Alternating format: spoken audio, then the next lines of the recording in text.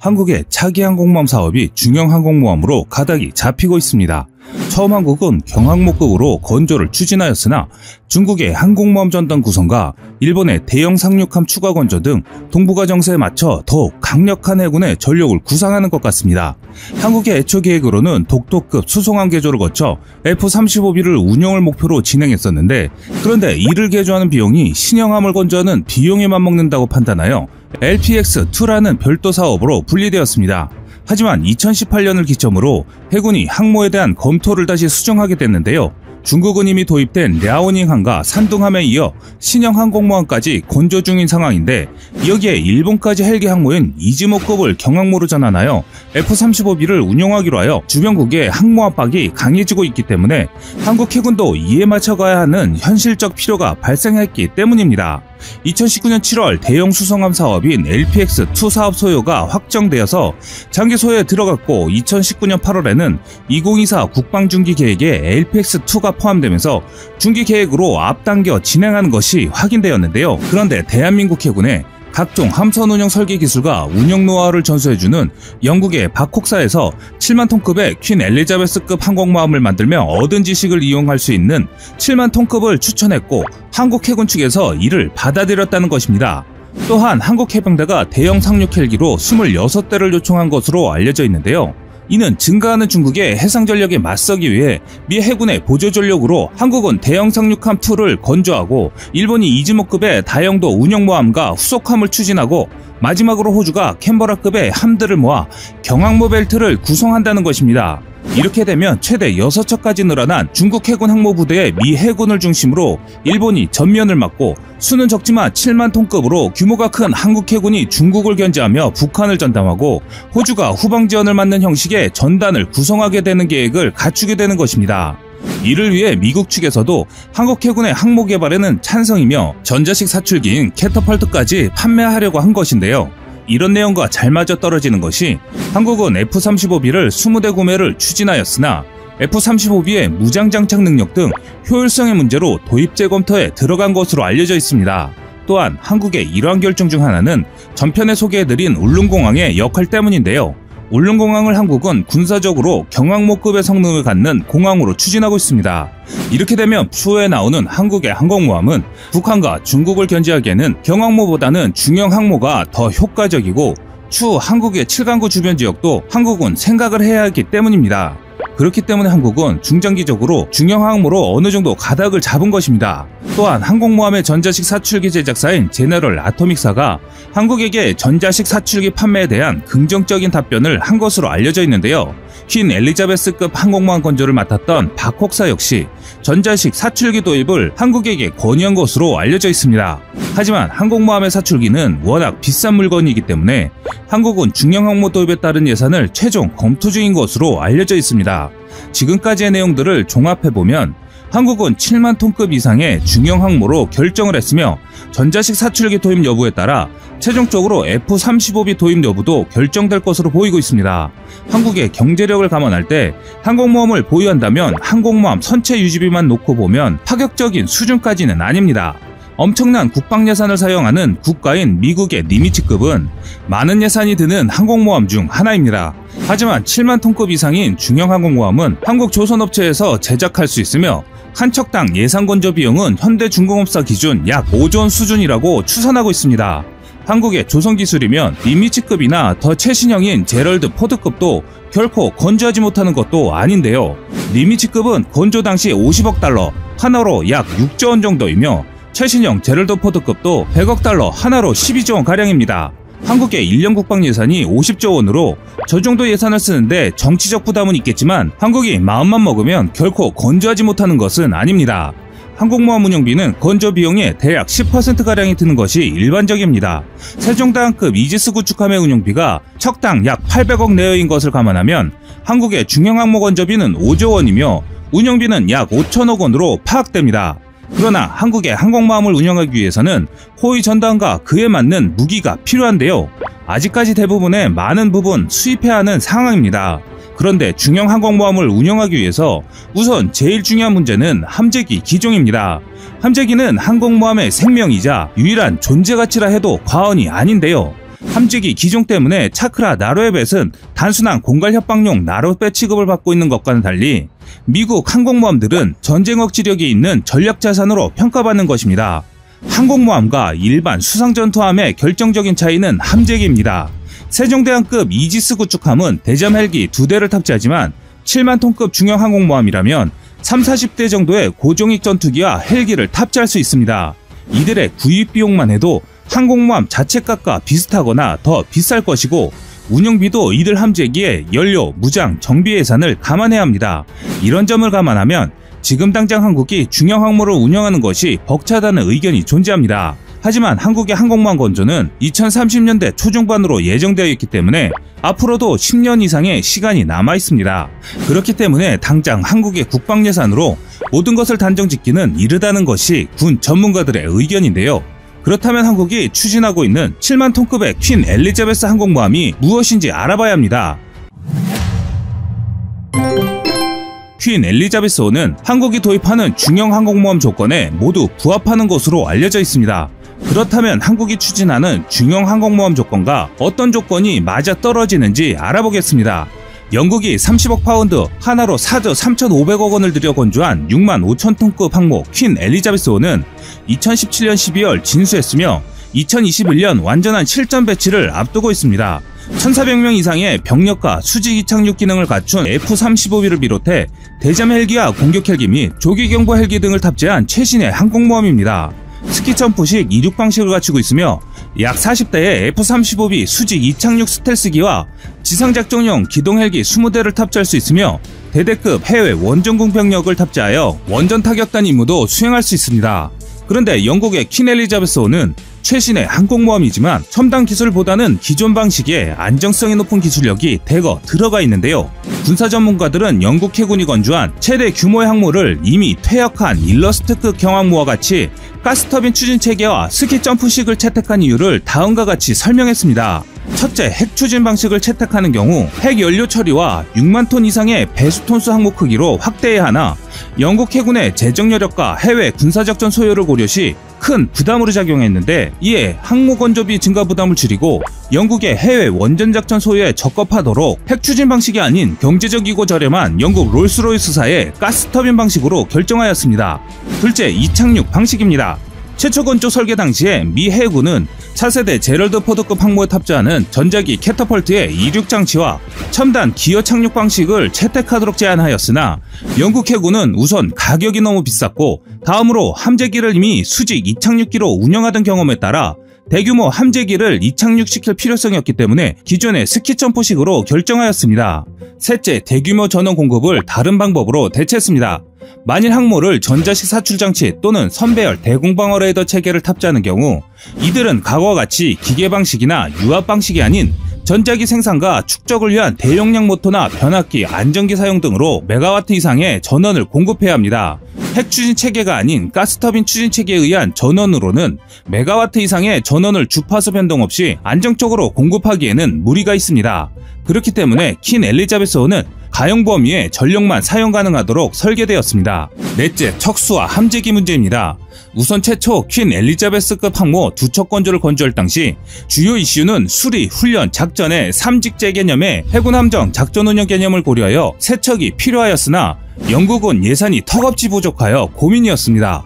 그러나 방산업체인 BAE와 조선업계는 첨단 장비와 무기들에 대한 수리 주기를 대폭 늘려 두 척만으로 정기 수리가 아닌 임시 수리, 작전 투입에 주기를 제시하였고 그 결과 두 척만 건조하는 것으로 결정될 수 있었습니다. 다음으로는 함재기입니다. 현재 한국은 F-35B가 유력했으나 현재는 F-35B의 효율성 문제로 재검토에 들어가 있는 상태입니다. 이는 한국의 항공모함에 캐터펄트가 어떤 형식으로 들어가느냐에 따라 함재기도 바뀔 가능성이 높은 사안입니다.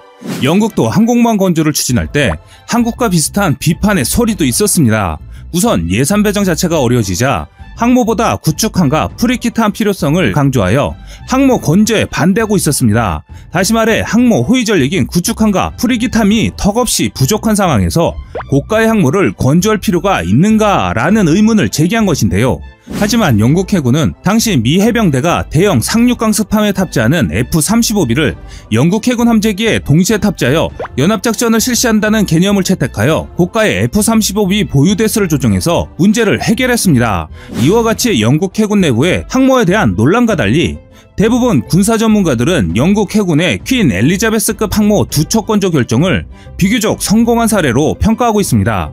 영국 해군이 고가의 첨단 이착륙 장비와 핵 추진 체계에 대한 유혹을 이겨내었고 미래 해군 작전 소요를 정확히 판단하였으며 기존 3직제 개념을 뛰어넘는 두척 운영 개념을 설정함으로써 비교적 적정 수준의 항모를 보유하는 사례를 남겼다는 것입니다.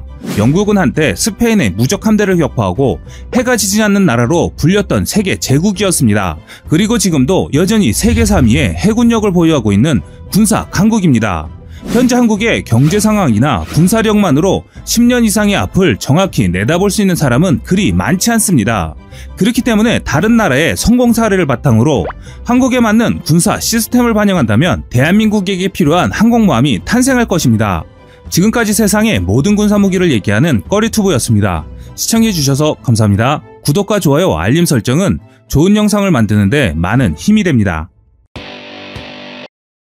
개발비만 8조 8,300억 원이 투입되는 단군 이래 최대 무기 개발 사업인 한국형 전투기 KF-X 희재기가 A사 레이더를 탑재한 채 내년 상반기에 출고될 예정인데요. 2022년 상반기 초도 비행을 거쳐 2026년 개발 완료가 목표죠. 그동안 말도 많았습니다. 이런 가운데 전투기 수출에 필수적인 공대공 미사일, 공대지 폭탄 등 체계 통합이 가능한 항공무장의 윤곽이 드러나고 있습니다. 먼저 공대공 미사일에 대해서 말씀드리겠습니다. 현대공중전은 항공기의 성능과 함께 장착된 공대공 미사일의 성능에 따라 승패가 좌우됩니다. 최근에 개발되거나 개량된 단거리 공대공 미사일의 경우 사거리가 중단거리로 길어지고 있는 추세이며 전투기의 생존성 확보를 위해 도그파이트 상황 이전에 공중전의 지배력을 확보해야 합니다. 자, KF-X에 장착되는 미사일에 대해 하나하나 짚어드리겠습니다. 첫 번째는 공대공 중거리 미사일 끝판왕 미티어입니다. 공대공 중거리 미사일은 유럽산 미티어로 결정됐죠. 이에 따라 미티어와 국산, 미국산 공대지 폭탄 등의 체계 통합이 필요한 기술 자료를 순차적으로 확보해 체계 통합을 진행 중입니다. 카이는 유럽 MBDA사와 함께 지난해 11월 KF-X의 중거리 공대공 미사일 미티어를 통합하기 위한 계약을 체결했습니다. 미티어가 탑재되면 한국은 아시아 최초의 미티어 운영국가가 되죠. 미티어 미사일은 유로파이터 타이푼, 프랑스 라팔, 스웨덴 그리펜 전투기 등에 장착해 운영 중인데요. KF-X에 미티어를 탑재하는 것은 해외 수출을 겨냥한 조치이기도 합니다. 애초 공대공 무장으로 미국산 공대공 무장인 AIM-120 암람과 AIM-9X 사이드와인더 등을 KF-X에 탑재하려고 했으나 미 정부 수출 승인 거부로 유럽산 공대공 미사일로 방향을 전환했죠. 미티어는 영국 공군이 F-35에 이미 채택했습니다. 미티어 미사일은 고성능 시계외 또는 가시거리 외 공대공 미사일 계열 미사일입니다. 덕티드 로켓 기술을 적용해 현재 최대 사거리 50km 정도인 중거리 미사일의 사거리를 200km 이상으로 늘린 최초의 미사일이죠. 램제트 추진 시스템을 통해 얻어진 결과입니다. 램제트 모터는 강력한 추력과 함께 이제까지 개발된 모든 공대공 미사일 중 가장 넓게 목표물을 어느 방향에서도 요격할 수 있도록 설계됐습니다. 미티어 미사일은 목표물의 파괴를 위해 충돌 및 근접 신간에 파편 폭발형 탄두를 장착하고 있어 충돌이나 혹은 최적의 요격 지점에서 살상력을 극대화합니다. 특히 데이터 링크를 통한 네트워크로 상황 인식 성능을 갖추고 있죠. 데이터 링크 통신 시스템은 네트워크 기반 전장 환경의 요구들을 충족시키기 위한 것인데요. 미티어 미사일은 다른 전투기, 조기 경보 통제기,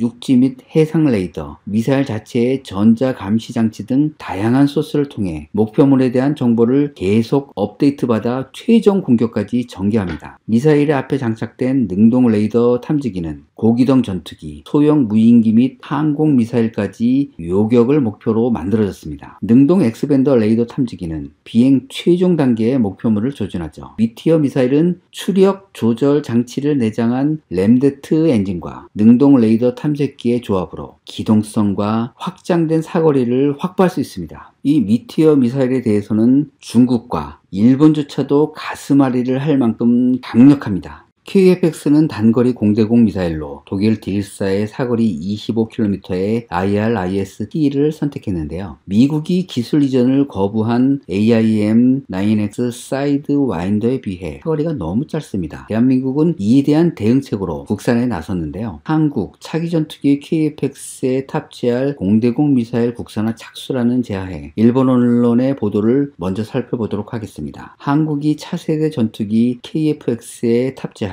공대공 미사일의 국산화에 착수한 것으로 알려졌다. 한국이 개발 중인 차세대 전투기 KF-X는 당초 F-35A와 F-15K가 사용하는 미제 중거리 공대공 미사일 AIM-120C와 단거리 공대공 미사일 AIM-9X를 채택할 예정이었으나 미국이 KF-X로의 통합을 불허해 AIM-120C 대신 MBDA산 미티어를, AIM-9X 대신 독일 IRIS-T를 채택했다. AIM-120C 대신 채용한 미티어는 덕티드 로켓 엔진을 탑재해 사거리가 길고 착탄하는 순간까지 속도가 떨어지지 않아 노이스 케이프 존이 미국의 AIM-120보다 넓고 서방산 공대공 미사일 중 가장 강력하다. 하지만 AIM-9X 대신 채용한 IRIS-T는 사거리가 25km로 짧아 불만이 남는다. 이에 한국군은 IRIS-T 대신 국산 단거리 공대공 미사일을 개발하기로 방침을 정한 것으로 알려졌고, 방위업체 하나는 단거리 공대공 미사일을 개발하기 위해 해외 유명 업체들과의 기술 협력을 하기로 한 것으로 확인됐다. 한국은 KF-X에 탑재할 국산 공대지 순항 미사일의 개발도 진행하고 있어 어쨌든 지금은 한국 방위산업의 솜씨를 볼 때이다. 이상 일본 매체 기사에서 보듯 IRIS-T는 사거리가 25km로 타 미사일에 비해 너무 짧습니다. 이런 가운데 우리 군은 단거리 공대공 미사일로 독일의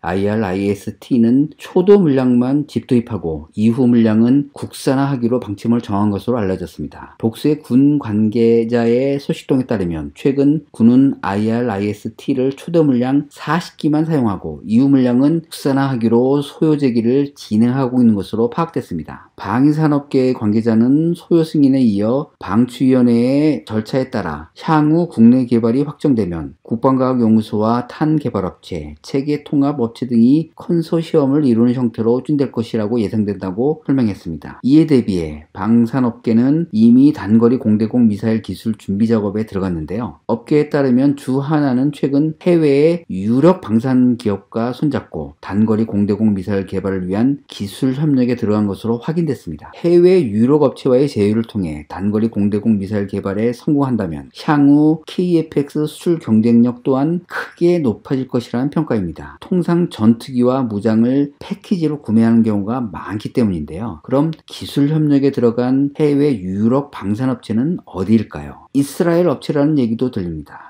한국이 영국이 만든 최신의 단거리 공대공 미사일 아스람에 대해 큰 관심이 있다는 얘기도 들립니다. 아스람 미사일 만든 업체가 바로 한국이 KF-X에 미국제 대신 도입하기로 한 미티어 미사일을 만든 MBDA이기 때문에 더욱 관심이 쏠리고 있습니다. 자, 그럼 MBDA의 아스람은 어떤 무기인지 살펴볼까요? 전 세계적으로 다양한 단거리 공대공 미사일이 있지만 이 가운데 영국이 만든 아스람은 특별한 성능을 자랑합니다. 아스람은 선진형 단거리 공대공 미사일이라는 뜻을 가지고 있으며 1998년부터 영국 공군에서 운영이 시작됐죠. 유럽을 대표하는 전투기인 유로파이터 타이푼과 FA-18 호넷 그리고 스텔스 전투기인 F-35 라이닝2에서 사용됩니다. 아스람의 개발은 동서냉전이 한창이던 지난 1980년대로 거슬러 올라가는데요. 당시 미국과 영국을 비롯한 나토, 즉 북대서양 조약기구 회원국들은 소련과 바르샤바 조약기구의 최신형 전투기에 대응하기 위해 차세대 공대공 미사일 개발에 나섭니다. 이후 미국은 반능동 유도 방식의 중거리 공대공 미사일 AIM-6 스페로를 대체하기 위해 복합 유도 방식을 사용하는 AIM-120 암람을 만들었죠.